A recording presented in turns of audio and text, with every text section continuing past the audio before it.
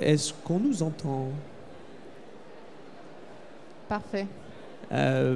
Bonjour à tous et merci d'être venus aussi nombreux à cette intervention. Un projet de transformation numérique, c'est compliqué. Voilà, une fois qu'on a dit ça, on n'a pas dit grand-chose. Non, mais plus sérieusement, en tout cas, je crois que le plus important dans un projet de transformation numérique, c'est qu'on aura beau avoir un système d'information avec la meilleure interface, avec la meilleure recette, avec le meilleur cahier des charges. Si l'utilisateur final il n'utilise pas ce système d'information, cette application métier, ça ne sert à rien. Voilà. Donc l'enjeu, quand on parle de transformation numérique, c'est comment on fait pour que tous les métiers discutent ensemble, créent la formation pour l'utilisateur final, en cohérence avec ce que veut la MOA, ce que veut l'université interne, et comment on fait pour faire dialoguer tous ces gens et construire la formation finale qui va correspondre au projet. Voilà. Et donc l'une des solutions, c'est ce qu'on a essayé de vous proposer ce matin avec Maëva, c'est d'avoir un partenaire qui est en capacité de prendre en compte le projet de A à Z de la formation au sein d'un projet de transformation numérique. Voilà. Donc du coup, pour se présenter rapidement, moi je suis Léo Pouzoulet, je suis responsable de l'offre formation pour Avenir Conseil je vais laisser Maëva présenter EduFactory. Merci beaucoup Léo. Donc Maëva Desnièges, je suis Success Manager chez EduFactory et moi je vous propose qu'on rentre directement dans le vif du sujet par justement une présentation de nos offres respectives. Alors côté EduFactory, on est une société qui est spécialisée dans l'ingénierie pédagogique appliquée à la formation digitale. Par digital, on entend des parcours qui peuvent être 100% autoporteurs et autonomes et également des parcours qui vont mélanger les modalités, donc des parcours qu'on appelle mixed ou blended. On existe depuis un peu plus de 10 ans, donc on va dire qu'on est bien ancré maintenant sur le marché, qu'on connaît bien justement les formats, les modalités, les enjeux techniques également de nos différents clients. Et ce qui va nous intéresser aujourd'hui, c'est le fait que nous ayons rejoint le groupe Alten en 2023, notamment, donc, qui est une société d'ingénierie, et je laisserai Léo en parler un peu plus en détail. Et nous partageons de ce fait nos locaux, nos process, notre manière de travailler avec Avenir Conseil. Côté EduFactory, pour entrer un peu plus dans le vif du sujet, donc nous avons 3 métiers principaux, donc la création sur mesure, tout format, toute thématique, tout support de formation, l'idée étant de justement trouver la bonne synergie entre le digital et vos parcours déjà existants ou ceux qui doivent être développés, notamment dans le cadre de transformation numérique. On va avoir tout ce qui est mission de conseil et d'accompagnement, formation de concepteurs, de la conception pédagogique qui sont également faites sur mesure. Et les solutions IT qui vont vraiment être au cœur de la réflexion aujourd'hui, on va pouvoir en parler un peu plus en détail. Par rapport justement à nos différentes expériences, on travaille aussi bien avec le privé qu'avec le public. Mais avec le public, on a une petite casquette en plus, car nous sommes référencés à la centrale d'achat public de l'État, donc à l'UGAP, depuis 2014. Et je propose à Léo de prendre la main sur la partie Avenir Conseil. Oui, merci Maëva. Avenir Conseil, société d'ingénierie depuis maintenant plus de 35 ans. Nous, notre métier, c'est d'aider les sociétés, notamment industrielles, à déployer des systèmes d'information métier. Donc ça se décompose en 5 expertises que vous voyez ici. Pour un accompagnement donc, de A à Z, quand des sociétés, notamment des industriels, essayent de développer, de déployer des systèmes aidant à la conception et à la production, notamment dans le milieu automobile. Ça, c'est notre expertise. Et elle se décompose en 5 temps. Et vous voyez que la formation, elle est au centre cette méthodologie de travail qu'on a. Ce qui veut dire que pour nous, la formation, c'est central. Et on est issu d'un monde d'ingénieurs. Moi, je suis ingénieur. L'ensemble des 40 formateurs pédagogiques au sein d'Avenir Conseil sont des ingénieurs. Donc nous, à la différence d'EduFactory, qui a une spécialisation plutôt dans le support, le contenu, comment on le développe et comment on le distribue, nous, notre métier, c'est qu'est-ce qu'on va mettre dedans, quel est le contenu technique, comment on le rédige et comment on aide les gens à ce que le technique soit intégré pédagogiquement à la formation. Dernière information, donc comme tu le disais, Maëva, vous voyez le petit logo donc, du groupe Alten en haut à droite. Avenir Conseil fait partie du groupe Alten, donc société de conseil en ingénierie de plus de 50 000 personnes, 3 milliards de chiffre d'affaires dans 30 pays, donc quelque chose de plus solide. On fait partie du groupe Alten depuis 2005 Et donc la nouveauté, c'est que EduFactory rejoint ce groupe depuis 2023. Et donc ce qui fait que maintenant, d'où l'accompagnement de A à Z qu'on vous propose, c'est qu'on travaille ensemble. On travaille littéralement ensemble puisque on est assis à côté avec Maëva dans les bureaux à Boulogne-Billancourt. Donc la synergie, elle est totale. Nous, ce rapprochement-là entre Avenir Conseil et EduFactory, chacun de nous, il nous a aidés, il nous apporte des choses qui sont fondamentalement bénéfiques dans notre système de fonctionnement. Côté Avenir Conseil, nous, on travaille sur du contenu technique. Qu'est-ce qu'on écrit, comment on le rédige. On est spécialiste de la formation présentielle, mais il nous manquait cette partie digitale. Comment on poursuit notre offre avec des e-learning, avec des serious games. On n'a pas de capacité de production. Maintenant qu'EduFactory est là, on a une capacité de prolonger l'aventure avec nos clients jusqu'au moment où on construit des modules pédagogiques digitaux. La connaissance du marché public, tu l'as dit, on est référencé ensemble sur la plateforme de l'UGAP, donc plateforme d'achat public. Et enfin, comme je le disais, proposer encore plus à nos clients historiques, notamment le groupe Renault, pour qui on fait des formations techniques, des formations terrain, des formations présentielles. Et on est en capacité maintenant de proposer aussi du contenu digital pour prolonger le partenariat qu'on a avec eux. Donc c'est un vrai plus qu'on a aujourd'hui d'avoir EduFactory avec nous. Tout à fait, merci Léo. Et côté EduFactory, on est également gagnant parce que historiquement, il est vrai que nous avons des clients dans le domaine de l'industrie, de l'ingénierie. Toutefois, on intervenait principalement sur la partie conception pédagogique et maintenant, on va pouvoir renforcer notre positionnement en accompagnant vraiment nos clients directement en amont pour la transformation de A à Z. Et c'est un petit peu le sujet qui également retrouve Avenir Conseil. Toujours dans la dimension de renforcer son positionnement, on va avoir la capacité de proposer des projets plus grands et surtout de travailler vraiment en amont la réflexion de communication, de formation autour d'un projet de transformation qui va justement être un élément important dans le cadre du développement de parcours de formation. Donc le fait de pouvoir avoir cette réflexion tout du long permet aussi d'avoir des projets plus grands et aussi internationaux dans lesquels on va avoir justement des enjeux d'acculturation, de langue, de réglementation qui vont différer. Et puis tout simplement la solidification de l'organisation qui se traduit notamment par la volonté de partager les différentes expertises en gestion de projet, alors notamment Avenir Conseil qui est très solide sur ces sujets-là.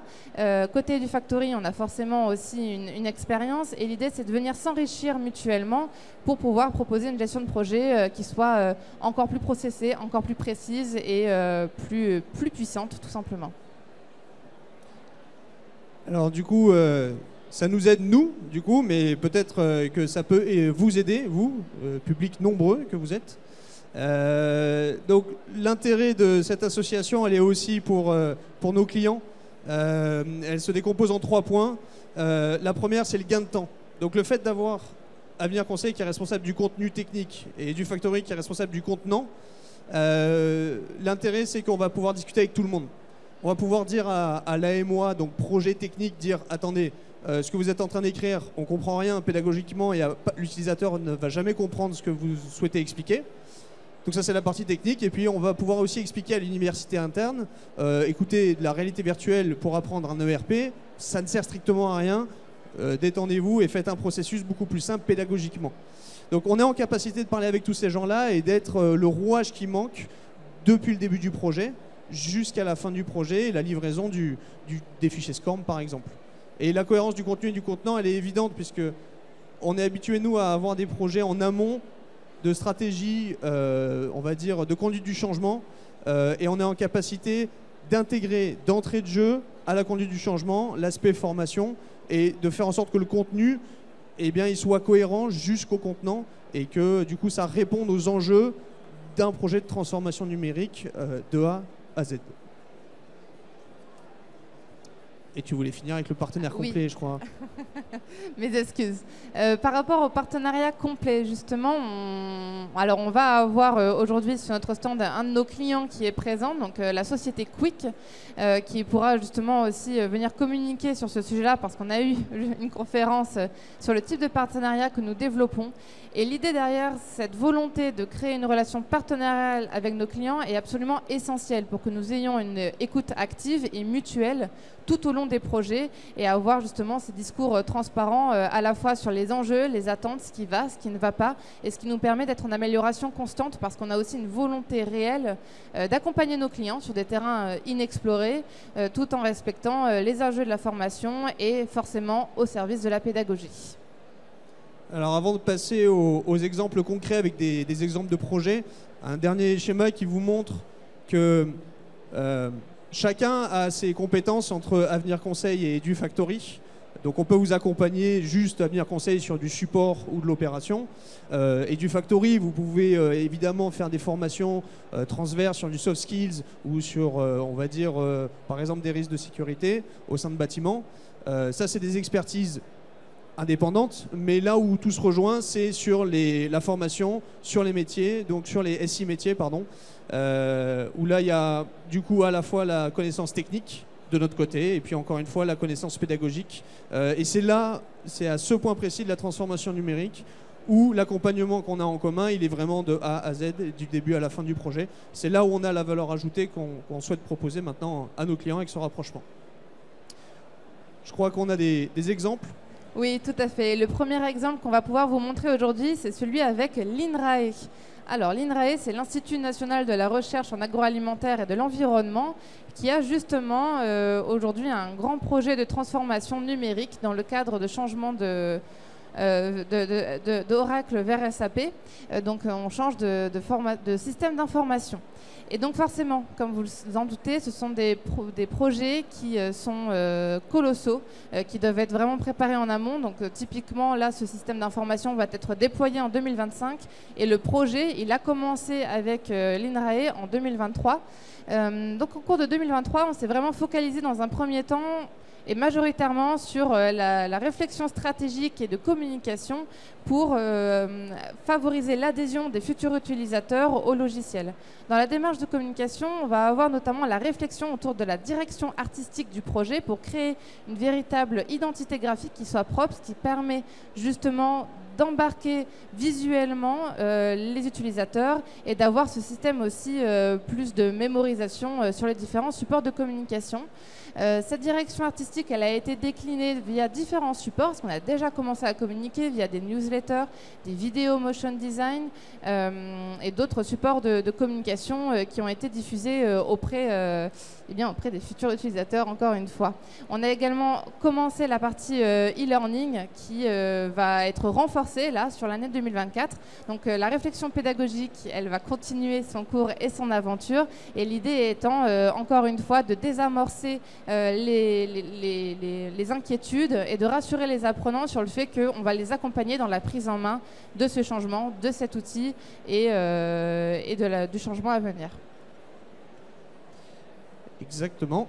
Et autre exemple de projet donc, entre Avenir Conseil et EduFactory, cette fois-ci avec le ministère de l'Éducation nationale, qui nous a contactés puisqu'il y a pour résumer, il y a une norme donc, qui est issue d'une directive de la Première ministre, ex-Première ministre, qui impose à tous les sites internet de l'État de respecter une certaine charte graphique à horizon 2025. Et donc l'éducation nationale nous a sollicité pour dire voilà, on a cette problématique, ce changement de norme qui peut arriver à peu près tout le monde. Comment on fait pour que les gens qui travaillent puissent appliquer cette norme-là et cette charte graphique-là, qu'elle soit parfaitement intégrée. Donc on a déterminé que ça nécessitait la manipulation d'un logiciel, donc un logiciel UX, UI design, et qu'on allait proposer une formation complètement hybride aux utilisateurs. Donc hybride égale d'abord de la formation présentielle avec de la manipulation de logiciels, puis ensuite du contenu digital pour poursuivre l'apprentissage, valider des acquis après la formation en présentiel, et puis avoir aussi de l'information technique sur le logiciel à hauteur de main avec donc des fiches de synthèse et des vidéos tutoriels. Ce qui est intéressant avec ce projet, encore une fois, c'est qu'on a un client qui n'a aucune expertise technique, ou peu, je regarde s'il y en a dans la salle, mais non, c'est bon. Et puis un client qui n'a pas de matériel, pas de PC, pas de logiciel, et ne sait pas comment ce logiciel de UX/UI fonctionne. Donc on a su d'abord aller chercher l'expertise technique, le sachant, qui allait construire la formation de A à Z, et puis ensuite on est allé chercher au sein du groupe Alten, avec la force du groupe, les licences, les logiciels pour proposer au client qui n'a strictement rien amené, On a fait la formation test en présentiel il y a une semaine. Ils sont venus les mains dans les poches et on a construit tout de A à Z. Et on va continuer ça cette année avec la dispense des formations suivantes. Voilà donc un exemple concret de réponse aussi à j'ai une norme qui change, j'ai pas l'expertise métier, on est dans le cadre des systèmes d'information ou des logiciels. Comment on construit un module de formation? La réponse elle est complète et on va dire de A à Z encore une fois pour nos clients de l'éducation nationale. Et maintenant, ce qu'on vous propose tout simplement, c'est de se rencontrer directement sur notre stand P40 pour discuter plus en détail parce que chaque projet est différent. On a pu le voir à travers nos 2 exemples et au plaisir de vous rencontrer en direct. Merci beaucoup de votre attention.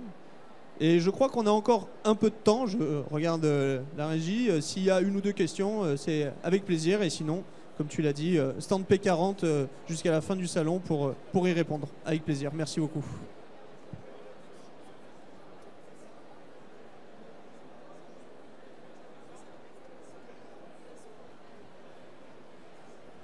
Oui, bonjour, j'ai une petite question. J'aurais souhaité savoir, vous avez parlé de l'accompagnement, mais quel type de profil vous mettez côté Avenir Conseil ou EduFactory au service un peu de nous, nos besoins de formation et dans le cadre des projets qu'on pourrait vous confier?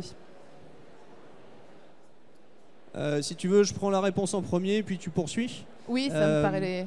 Parce que les premiers contacts que les clients ont, dans ces projets-là, c'est des contacts techniques.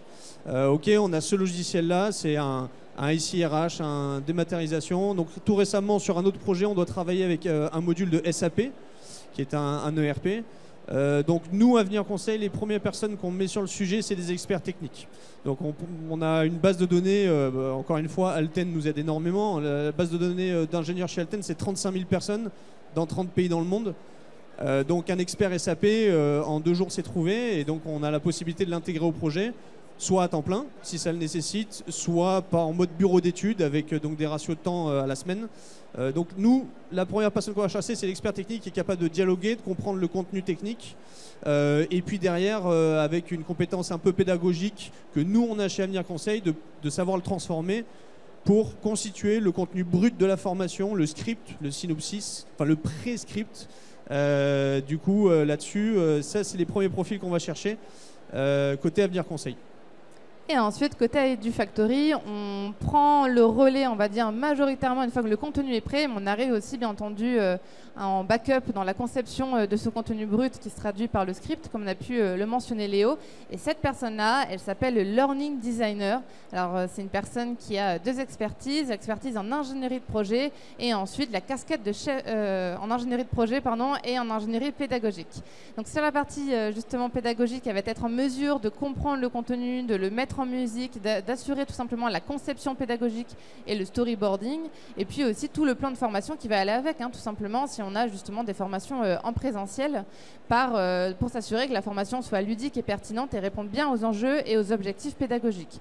Ça, c'est le premier point. Et ensuite, elle va également assurer toute la mise en production et va vraiment être le chef d'orchestre auprès de nos équipes, donc des monteurs, des graphistes, parfois aussi des formateurs, des vidéastes. Voilà, on monte l'équipe projet en fonction des besoins qu'on nous remonte. Ouais. Et d'où le gain de temps qu'on évoquait tout à l'heure, c'est-à-dire que tout ce qu'on vient de vous dire là, c'est du back-office pour le client. C'est-à-dire que le client, il souhaite une formation. Nous, derrière, on met en musique, comme tu le dis, les échanges entre nos experts techniques, notre ingénierie pédagogique, système d'information, et puis vous de votre côté, tout le bureau d'études digitales, l'agence de production digitale. Et ça, c'est du back-office, donc le client, il a besoin d'être là, une réunion d'une demi-heure par semaine pour suivre tout ça, et nous, on s'occupe de tout derrière. Est-ce que ça répond à votre question, madame? Parfait. Ça clignote, je crois que c'est terminé. Merci beaucoup. Merci à tous. Au revoir.